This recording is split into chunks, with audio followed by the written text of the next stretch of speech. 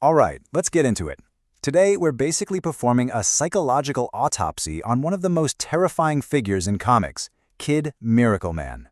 And look, he's not just some run-of-the-mill villain. He's a living, breathing cautionary tale. A truly chilling look at what happens when you hand godlike power to someone who is deep down just a broken kid. I mean, this line right here, it just nails it. This is the absolute core of his tragedy. We're not talking about a simple good versus evil fight. This is about a being with the power of a god who's completely shackled, trapped inside the prison of his own petty, flawed human mind. And this is exactly why his story gets under your skin. It's so compelling and honestly pretty terrifying. We're not just pointing a finger at a bad guy. No, what we're doing here is a full-on deconstruction of a complete psychological breakdown. It's about how absolute power, it doesn't just corrupt you, it completely hollows you out from the inside. So that brings us to the big question, right? How does a hero's sidekick, of all people, get twisted and forged into an absolute monster? Because that's the key thing to remember. He wasn't born evil. This is a story about the slow, ugly decay of innocence. It's a journey from bright-eyed hero to something truly nightmarish. Okay, so to really get a handle on the monster, we've got to start with the boy. See, Kid Miracle Man's evil doesn't come from some grand, complex ideology. Nope, it's all rooted in his own fundamentally fractured nature. And the whole engine driving his madness, it all comes down to this idea of a dual identity. You've got these two totally separate warring personalities trapped in one body. And that brutal internal war, that's the source of every bit of horror he unleashes on the world. So look at this. This lays out the impossible conflict perfectly. On one side, you've got Johnny Bates, and he's not just a secret identity, he's a victim, a scared, traumatized kid who is literally being mentally abused by his own superpowered self. And then you have Kid Miracle Man, this powerful, sadistic god who doesn't just hate humanity, he absolutely despises the weakness of the little boy he's trapped with. It's just a perfect storm for psychosis. All right, let's talk about what he can actually do. Because it's not just the sheer scale of his powers that's so terrifying, it's the fact that they exist in a complete moral vacuum. There's nothing guiding them. I mean, just look at this list. The scale is absolutely breathtaking. He's a physical titan, basically a walking weapon of mass destruction. But that last one, psionic dominance, pay attention to that. It's not just another power, it's a tool. It's how he confirms his own sick worldview. He can literally peer into people's minds, see what he considers weakness, and use that to justify every single cruel impulse he has. And that right there, that's the core amplifier. All of that immense, world-breaking power with absolutely zero moral restraint, no conscience, no empathy, nothing to hold it back. It's just raw, unfiltered God power being channeled through the mind of a cruel, damaged child. What could possibly go wrong?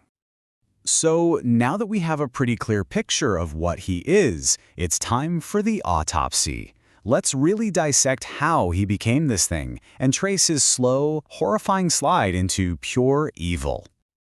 Yeah, you can see from this timeline, this wasn't an overnight thing. It was a long, slow rot. It all kicked off with this one catastrophic trauma, but then it was those 20 years of isolation, of having all that power with no one to check him, that let the poison really sink in and fester into pure, undiluted evil. And it really was a cascade, like a series of dominoes falling. This wasn't one bad decision. It was a complete psychological system failure. You can see how each sickness feeds the next one. The intense self-loathing he feels, well, that gets projected outward as contempt for everyone else. Then you mix that contempt with godlike power, and you get this sick, twisted boredom, where the only thing that gives you a thrill anymore is pure sadistic cruelty. It's a terrifyingly logical path to becoming a monster. Now, all of this deep-seated corruption, it's not just a character flaw. It's actually setting up one of the most important and honestly devastating philosophical arguments in the whole story. He is the ultimate anti-Superman. So, what is a failed Superman? Well, it's exactly this. A being who has the power of a god, but is still completely imprisoned by the most petty, pathetic human flaws. He's the perfect example of what happens when you get power without wisdom. When you achieve godhood, but you never bothered to evolve your mind or your soul. All the strength in the universe, but inside, just the soul of a petty tyrant. And the first reason he fails is a failure to evolve. I mean, think about it. He had almost 20 years. 20 years to perfect himself, to elevate his mind to become something more. But he didn't. He just stagnated, completely trapped by the same childish vanity and ego he always had. And that massive, all-too-human ego?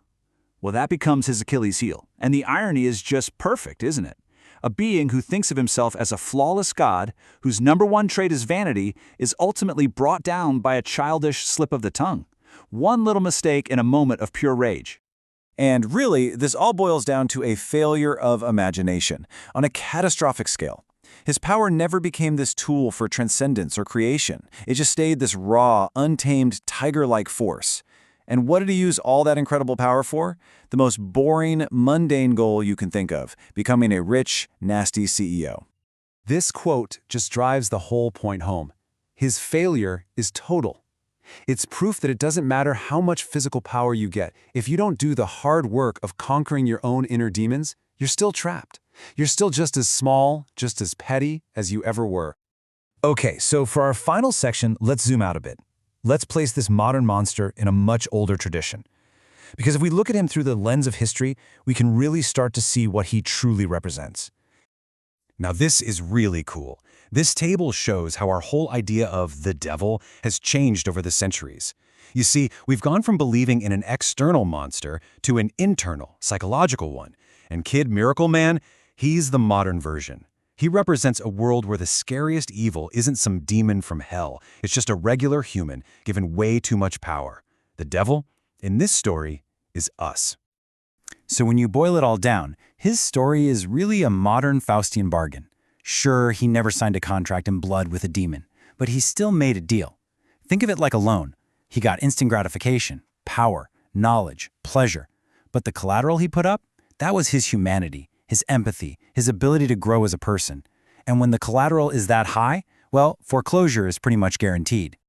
And that's really what this whole autopsy leaves us with, isn't it? The story of Kid Miracle Man is this timeless, terrifying warning. It suggests that the ultimate battle, it's not against some monster out there in the world.